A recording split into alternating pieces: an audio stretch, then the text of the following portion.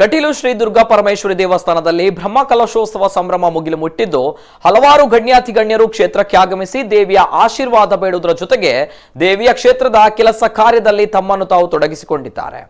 ಅದೇ ರೀತಿ ಇಂದು ಕಟೀಲು ಬ್ರಹ್ಮಕಲಶೋತ್ಸವ ಸಮಿತಿಯ ಅಧ್ಯಕ್ಷ ಹಾಗೂ ಬಿಜೆಪಿ ರಾಜ್ಯಾಧ್ಯಕ್ಷ ದಕ್ಷಿಣ ಕನ್ನಡ ಜಿಲ್ಲೆಯ ಸಂಸದರು ಆಗಿರುವ ನಳಿನ್ ಕುಮಾರ್ ಕಟೀಲ್ ಅವರು ತರಕಾರಿ ಹೆಚ್ಚುವ ಮೂಲಕ ತಮ್ಮನ್ನು ತಾವು ದೇವಿಯ ಸೇವೆಯಲ್ಲಿ ತೊಡಗಿಸಿಕೊಂಡರು. ಈ ಹಿಂದಿನಿಂದಲೂ ಕಟೀಲು ಕ್ಷೇತ್ರದಲ್ಲಿ ಸ್ವಯಂ ಸೇವಕರಾಗಿ ತಾನೇ ಮುಂದೆ ನಿಂತು ಅನೇಕ ಕಾರ್ಯಕ್ರಮಗಳಲ್ಲಿ ಪಾಲ್ಗೊಂಡು ಯಶಸ್ವಿಗೊಳಿಸಿದ್ದ ಕೀರ್ತಿ ಕೂಡ ಇವರಿಗಿದೆ.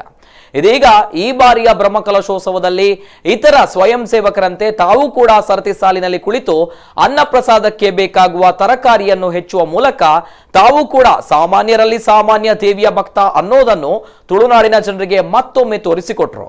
ಇದೀಗ ನಳಿನ್ ಕುಮಾರ್ ಕಟೀಲ್ ಅವರು ಕೆಲಸ ಮಾಡ್ತಾ ಇರುವಂತಹ ಈ ದೃಶ್ಯ ಸಾಮಾಜಿಕ ಜಾಲತಾಣದಲ್ಲಿ ವೈರಲ್ ಆಗ್ತಾ ಇದ್ದು ಸಂಸದರ ಈ ಕಾರ್ಯವೈಖರಿಗೆ ಎಲ್ಲೆಡೆಯಿಂದಲೂ ಕೂಡ ಪ್ರಶಂಸೆ ಮಾತುಗಳು ಕೇಳಿ ಬರ್ತಾ ಇದೆ.